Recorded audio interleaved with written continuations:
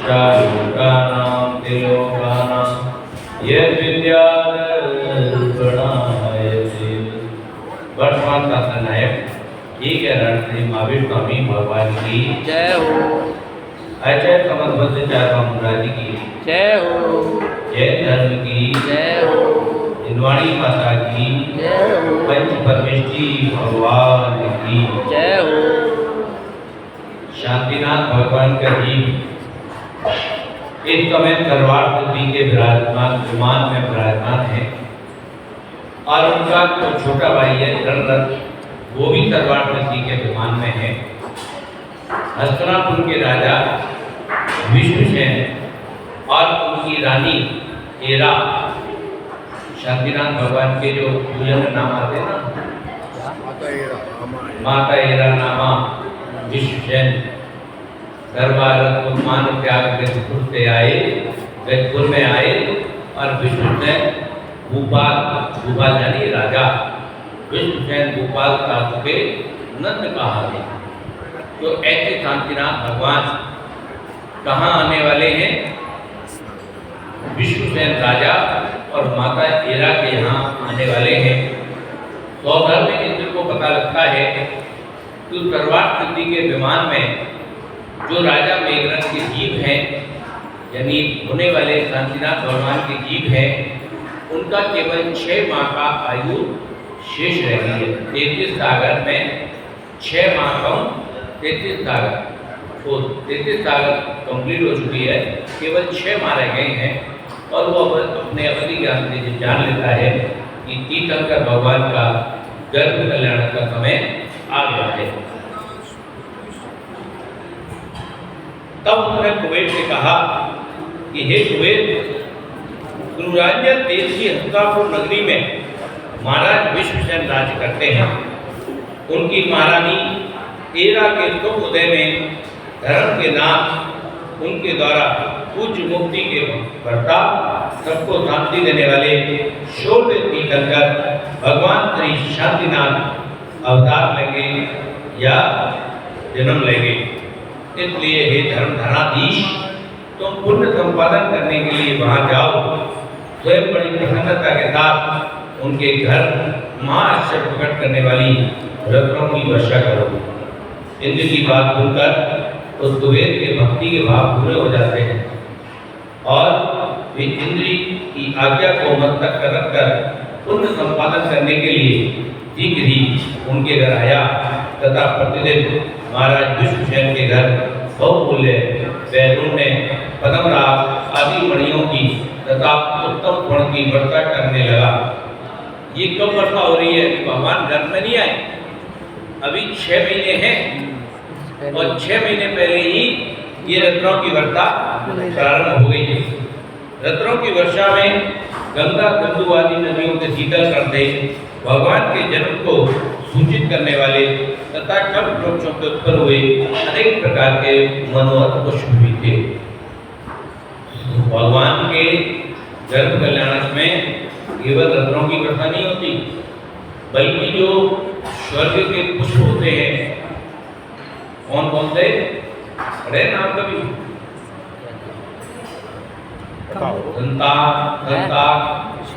मतलब पूजन में आते हैं ना, नाम आते हैं, 4-5 नाम आते हैं।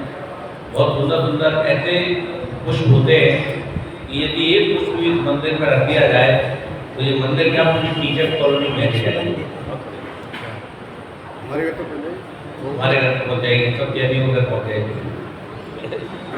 घर में सुगंध लीजिए था वो तो मिनी वाले नहीं है, स्वर्ग में है। लेकिन जब तीर्थंकर का जन्म होने वाला होता है तो रत्नों की और स्वर्ग के पुष्पों की वर्षा करता है कुबेर। ये वर्णन आया ये जो भूमि जो आसपास को लगा देता है, आसपास की जरूरत पैदा होते होंगे। नहीं, वहाँ तो हमेशा रहते हैं, वहाँ तो सुगंधित वायु चलती रहती है। ये पुष्प स्वर्ग में हमेशा रहते हैं और उनको लेके कुबेर वर्षा करता है। वे रत्नों की धारा ऐरावत हाथी की मोटी और बहुत चौड़ी सूर के समान थी और ऐसी अच्छी जान पड़ती थी मानो धर्मरूपी वृक्ष के मोटे मोटे अक्षरों की परंपरा ही हो। आकाश को रोक कर पड़ती हुई रत्नों की धारा अच्छी जान पड़ती थी। मानव ध्वज की लक्ष्मी ही हीरा देवी की सेवा करने के लिए पृथ्वी पर आ रही है। वे आकाश से पड़ती हुई क्षणों में ही बढ़ता अच्छी जान पड़ती थी। मानव अपनी शोभा से मनुष्यों को पुण्य का फल साक्षात ही दिखला रही हो। महाराज विष्णुजैन का घर रक्त और ऋण की महावृष्टि से करोड़ से भर गया। उसे देखकर सब लोग धर्म आचरण करने में तत्पर हो गए। उस हीरा महादेवी का मंदिर देवों ने स्वर्ण और रत्नों की वर्षा से भर दिया। इसलिए मणियों की सैकड़ों किरणों से भरा हुआ वह घर ताराओं के समूह के समान जान पड़ता था। इस प्रकार वह कुबेर पुण्य संपादन करने के लिए 6 महीने तक प्रसन्न होकर प्रतिदिन बहुमूल्य रत्नों की वर्षा करता रहा। और अर्थात प्रथम स्वर्ग के इंद्र ने धर्म की प्रेरणा से पतंग ग्रह आदि के कमलों पर निवास करने वाली श्री हीरी रति कीर्ति बुद्धि लक्ष्मी ये जैन धर्म की देवियां हैं जो मध्यलोक की रचना में जो विजयार पर्वत के आसपास और सुमेरु के पर्वत के आसपास जो सरोवर की रचना होती है वहाँ पर कमल की रचना होती है। उस कमल पे इन देवियों के महल बने होते हैं। कौन कौन सी देवी है? श्रीम ह्रीम रति कीर्ति बुद्धि लक्ष्मी।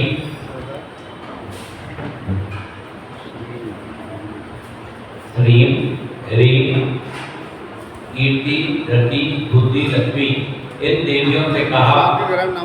अब देखो ये देवी कभी निकलती नहीं अपने महल से, लेकिन अब पे गौतम मंदिर का संदेशा पहुंच गया कि जाओ महाराज विष्णुजैन की माता देवी हेरा के तुम उदय में तीर्थंकर चक्रवर्ती और कामदेव 3 पद के धारी भगवान श्री शांतिनाथ आने वाले हैं। इसलिए तुम शीघ्र जाओ और भगवान के जन्म के लिए उत्तम पवित्र द्रव्यों से गर्भशोधन करो। ये भगवान के जन्म लेने से पहले एडवांस में सब दासियां बनकर पहुंचती है। इतना तीर्थंकर का वैभव होता है। इंद्र की आज्ञा से देवियों ने पवित्र द्रव्यों से गर्भ का संशोधन कर उसे खुद स्फटिक के समान कर दिया। जब भगवान माता के घर में आते हैं तो माता को किसी तरह का कष्ट नहीं होता और जब वो गर्भ में होते हैं तो वो पेट दिखाई नहीं देता, बाहर नहीं निकलता। हाँ, ये विषय होते हैं, ये सब अच्छे हैं। माता के गर्भ में आने के बाद नॉर्मल जैसा पेट है वो वैसे ही दिखाई देता है, बाहर निकलता हुआ दिखाई देता। माता को किसी प्रकार का कोई कष्ट नहीं होता, बल्कि सुखद अनुभव होते हैं।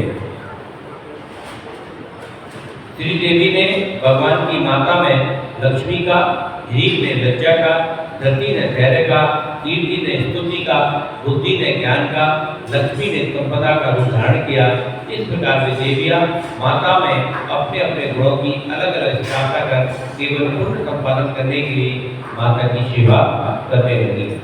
वो कोई वहाँ पर ऐसे नहीं आ गई, पुण्य का आश्रम करने के लिए आई है। तो तीर्थंकर वहाँ की जो सेवा करेंगी तो उनको भी बहुत शांति पुण्य होता है। अच्छा, तीर्थंकर के जन्म में भी वहाँ पर होती है। तीर्थंकर जब जन्म लेते हैं तो सोबड़ और सूतक वहाँ भी लगती है। कुछ नहीं होता, वहाँ कुछ नहीं होता, होता ही नहीं है। ना कष्ट होता है, ना किसी तरह का दर्द होता है, कुछ भी नहीं होता। चतुर्थ स्नान करने के बाद वे मोतियों के सुशोभित वस्त्रों के बने हुए भगवान के मनोरवन में सुंदर कोमल नैया पर शयन कर रही थी। उसी दिन एरा देवी ने रात्रि के पिछले पहर भगवान के जन्म को सूचित करने वाले और तेज फल को देने वाले थोड़े स्वप्न देखे। माता को थोड़े सपने, अब ये महावीर ये समझ लो कि दशला माता को थोड़े सपने दिखाई दे गए। पहले स्वप्न में शरद ऋतु के बादल के समान गरजता हुआ ऐरावत हाथी, ये थोड़े स्वप्न को ऊपर बने हुए हैं, वेदी के ऊपर बने हुए, इनको देखना चाहिए, याद करना चाहिए। ऐरावत हाथी के समान ऊंचा मंदोत्मक हाथी देखा। दूसरे स्वप्न में बैल देखा, उस बैल का स्कंद लगाड़े के समान ऊंचा उठा हुआ था। वक्त गया ऐसे लगाड़े जैसा, वह मोटा था, धीरे धीरे दौड़ रहा था, ऐसा जान पड़ता था मानो अमृत की राशि हो। तीसरे स्वप्न में एक सिंह देखा, पहला हाथी, दूसरा बैल, तीसरा सिंह चंद्रमा की छाया के समान उसका शरीर था, लाल उसके कंधे थे और ऐसा जान पड़ता था मानो अपने पुत्र का एक जगह इकट्ठा किया हुआ पराक्रम हो। चौथे स्वप्न में लक्ष्मी ने वे लक्ष्मी सोने के ऊंचे सिंहासन पर बैठी थी और ऐरावत हाथी सोने के कलशों से उसे स्नान करा रहे थे। जो वैष्णवों में आपने देखा होगा, वैष्णव लक्ष्मी जी की पूजा होती है ना, वो यही वाली लक्ष्मी होती है, बीच में बैठी हुई है, हाथों से सोने की वो गिर रही है गिरनियाँ, और दो हाथी हैं वो जल से तो वो चित्र जो है इन थोड़े टुकड़ों में से लिया गया है। और वे लक्ष्मी माता को अपनी ही लक्ष्मी जान पड़ती थी।